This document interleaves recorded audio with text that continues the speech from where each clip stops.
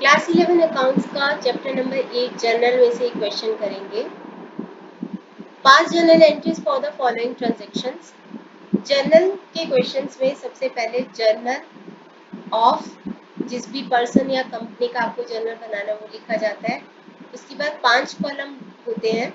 First है date जिसमें सबसे पहले ईयर, उसके बाद नेक्स्ट लाइन में मंथ एंड डेट लिखा जाता है जिसके सामने एंट्री पास की जाती है।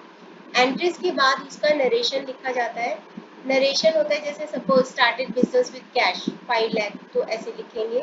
जो भी क्वेश्चन में दिया होगा वो लिखेंगे। नेक्स्ट कॉलम होता है लेजर फोलियो जिसमें लेजर का पेज नंबर लिखा जाता है जिसके ऊपर ये वाली एंट्री की पोस्टिंग की होगी। आपको इसको ब्लैंक छोड़ना है। उसके बाद है debit and credit. Debit column में डेबिट की अमाउंट और क्रेडिट कॉलम में क्रेडिट का अमाउंट लिखा जाता है। तो अब हम इस क्वेश्चन को शुरू करते हैं। मुस्कान स्टार्टेड बिजनेस विद कैश। मुस्कान ने 3 लाख रुपीज कैश से बिजनेस शुरू किया। स्टॉक है 5 लाख का एंड बिल्डिंग है 25 लाख का। तो बिजनेस में जो भी इन्वेस्ट किया जाता है एसेट्स या कैश या गुड्स, उसको बोला जाता है कैपिटल। उसको बोला जाता है capital. Liability, income and capital increase होते हैं बिजनेस में तो उसको क्रेडिट करते हैं। तो टू कैपिटल करेंगे यहाँ पे। तो सबसे पहले मैं क्रेडिट ही कर देती हूँ। First entry to capital account. 3 lakh plus 5 lakh plus 25 lakh, 8 plus 25 33 lakh हो जाएगा। कैश, स्टॉक, बिल्डिंग तीनों की तीनों एसेट्स हैं। एसेट्स, एक्सपेंसेस, लॉसेस जब बढ़ते हैं तो उसको डेबिट करते हैं, तो तीनों को डेबिट करेंगे। तो सबसे पहले cash account debit 3 lakh, stock account debit 5 lakh and building account debit 25 lakh. तीनों मिलके कैपिटल बन जाएंगे। नेक्स्ट है second entry, construction of power back room 1 lakh. तो कंस्ट्रक्शन किया है power back room. Power back room यानी बिल्डिंग का कोई हिस्सा बनाया है, तो बिल्डिंग एसेट क्रिएट की है। एसेट एक्सपेंसेस लॉसेस बढ़ते हैं तो उसको डेबिट करते हैं। तो इस एसेट का नाम है बिल्डिंग। Building account debit. अब उसको बनाने में कैश यूज किया होगा, कैश पे किया होगा। कैश भी एक एसेट होता है।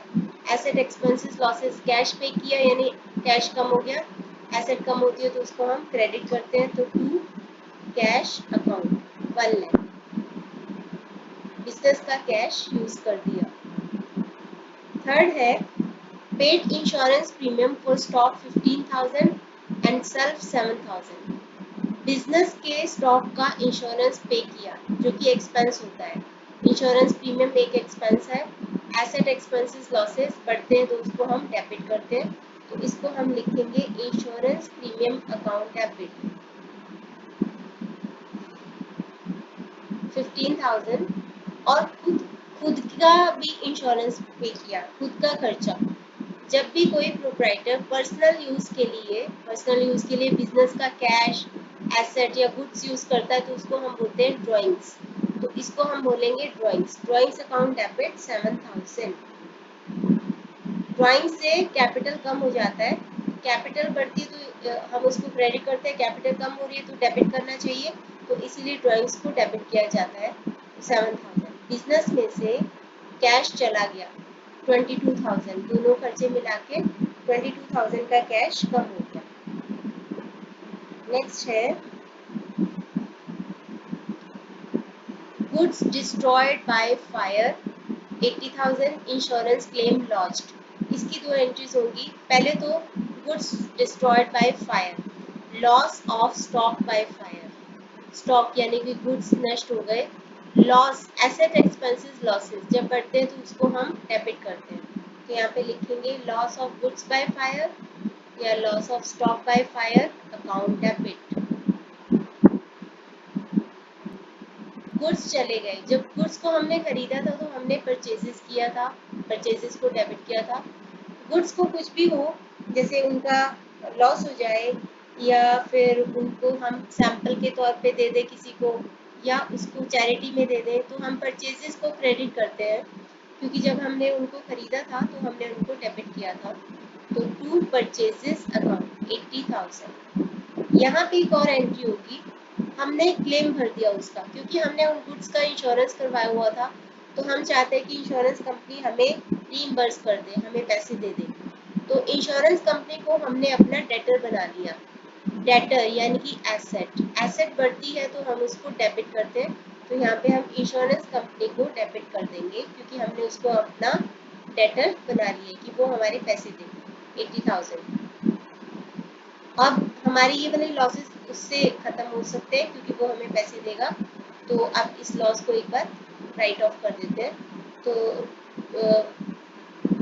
क्रेडिट कर देते हैं, राइट ऑफ नहीं, to loss of goods by fire 80,000। Next है कमीशन रिसीव्ड 25,000। कमीशन रिसीव किया हमने 25,000 का। सबसे पहले तो कैश आ गया। कैश एक एसेट होती है, एसेट एक्सपेंसेस लॉसेस इंक्रीज होते हैं तो डेबिट करते हैं। तो हम लिखेंगे कैश अकाउंट डेबिट, कितना 25,000 का। 25,000 का हमने कैश मिला है, जिसमें से 20% हमें एडवांस में मिल गया। 25,000 का 20% यानी कि हो जाएगा ये 5,000। 5,000 हमें एडवांस में मिल गया। तो ये था कमीशन, ठीक है, कमीशन मिला था हमें।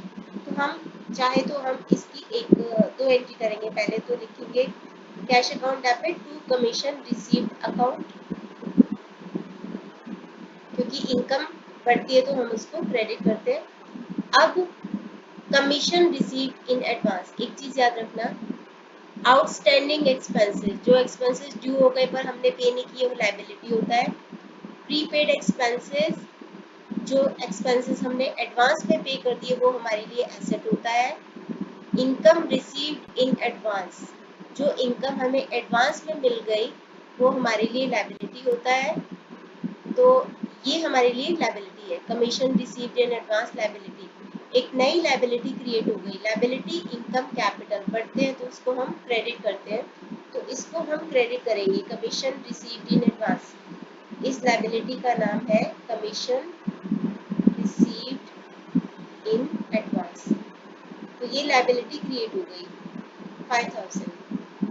अब जो भी उस एक्सपेंस का या इनकम का नाम है उसका नाम हम यहाँ पे डेबिट कर देंगे, कमीशन रिसीव्ड अकाउंट डेबिट। ऐसा हम क्यों करते हैं ना, आपको फाइनल अकाउंट्स वाले चैप्टर जब मैं कराऊंगी तो उसमें डिटेल में बताऊंगी कि हम कमीशन रिसीव को हमने डेबिट क्यों किया, क्योंकि अभी इतने की जो हमारी इनकम थी कम हो गई, इतने की इनकम कम हो गई, क्योंकि ऑल्दो कम नहीं हुई है लेकिन 5,000 की लायबिलिटी क्रिएट हो गई।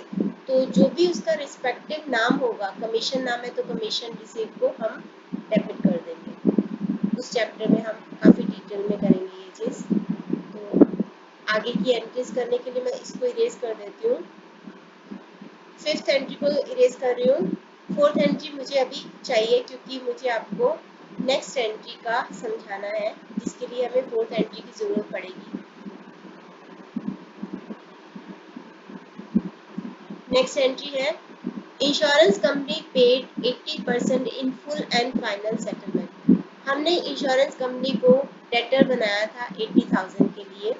इंश्योरेंस से कभी भी पूरा पैसा नहीं मिलता, तो 80% ही मिला, यानी कि हमें मिला 64,000।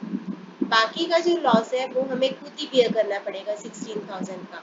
तो इंश्योरेंस कंपनी अब हमारी डेटर नहीं रही। डेटर नहीं रही, डेटर एक एसेट होता है। एसेट एक्सपेंसेस लॉसेस जब कम होते हैं तो उसको हम क्रेडिट करते हैं। तो यहाँ पे हम टू इंश्योरेंस कंपनी को क्रेडिट कर देंगे, क्योंकि हमारा डेटर कम हो गया। पैसे कितने आए 64,000। तो बैंक अकाउंट डेबिट या कैश अकाउंट डेबिट, ये एंट्री है हमारी 4, 5, 6, सिक्स एंट्री है। बैंक अकाउंट डेबिट 64,000, बाकी का 16,000 अब फिर से हमारा लॉस हो गया, loss of stock by fire या फिर goods by fire debit. Next entry है सैलरी पेड 48,000 एंड ड्यू 22,000। हमने सैलरी पे की है 48,000 की, अभी भी 22,000 की सैलरी हमें देनी है। तो हम चाहे तो इसकी 2 एंट्री कर सकते हैं, चाहे तो सिंगल सिंगल एक एंट्री कर सकते हैं। अभी आप सीख रहे हो तो मैं आपको सिंगल वाली एंट्री बताती हूँ। सबसे पहले तो सैलरी अकाउंट डेबिट, एक्सपेंसेस जब बढ़ते हैं, एसेट एक्सपेंसेस लॉसेस जब बढ़ते हैं तो हम उनको डेबिट करते हैं। तो सैलरी अकाउंट डेबिट 48,000, हमारे पास से कैश चला गया है 48,000 का। अब बाकी की 22,000 की जो सैलरी थी वो अभी भी हमने पे करनी है, अभी भी हमने पे करनी है, आउटस्टैंडिंग है सैलरी। आउटस्टैंडिंग एक्सपेंसेस क्या होते हैं, जो हमने ड्यू हो गए बट अभी भी हमने पे नहीं किए, तो वो हमारे लिए लायबिलिटी होता है। लायबिलिटी बढ़ती है तो हम उसको क्रेडिट करते हैं, लायबिलिटी को हम क्रेडिट करते हैं। तो हम इसको लिखेंगे टू सैलरी आउटस्टैंडिंग अकाउंट या आउटस्टैंडिंग सैलरी अकाउंट। और डेबिट किसको करेंगे, उस एक्सपेंस का नाम, सैलरी अकाउंट डेबिट 22,000 22,000। अब हम इसकी एक ही एंट्री कैसे कर सकते थे, हम एंट्री कर सकते थे सैलरी को यहाँ पे भी डेबिट किया, यहाँ पे भी डेबिट किया, तो हम इकट्ठे कर सकते थे salary account debit total 70,000, to cash account 48,000, to salary outstanding account 22,000, ऐसे हम इसको कर सकते थे। आगे है provide depreciation on building at the rate of 10% per annum. Building पे डेप्रिसिएशन प्रोवाइड किया है। डेप्रिसिएशन एक एक्सपेंस होता है, नॉन कैश एक्सपेंस। एक्सपेंसेस बढ़ते हैं तो हम उसको डेबिट करते हैं। हम लिखेंगे यहाँ पे डेप्रिसिएशन अकाउंट डेबिट। बिल्डिंग थी हमारी कितने की, बिल्डिंग देखो हमारी कितने की थी। शुरू में सुरेखा ने जब बिजनेस स्टार्ट किया था तो उसने 25 लाख की ये वाली बिल्डिंग खरीदी थी, मतलब इन्वेस्ट की थी। 1 लाख की एक और बिल्डिंग बनाई थी, तो टोटल 25 प्लस 1 लाख 26 लाख की बिल्डिंग थी हमारे पास टोटल। तो इस 26 लाख की बिल्डिंग के ऊपर 10% से डेप्रिसिएशन चार्ज करेंगे। 26 लाख का 10% होता है 2,60,000, तो यहाँ पे लिखेंगे 2,60,000। अब उतने की बिल्डिंग घस गई, डेप्रिसिएट हो गई, एसेट कम हो गई। बिल्डिंग एक एसेट होती है, एसेट कम होती है तो उसको हम क्रेडिट करते हैं। तो लिखेंगे टू बिल्डिंग अकाउंट 2,60,000।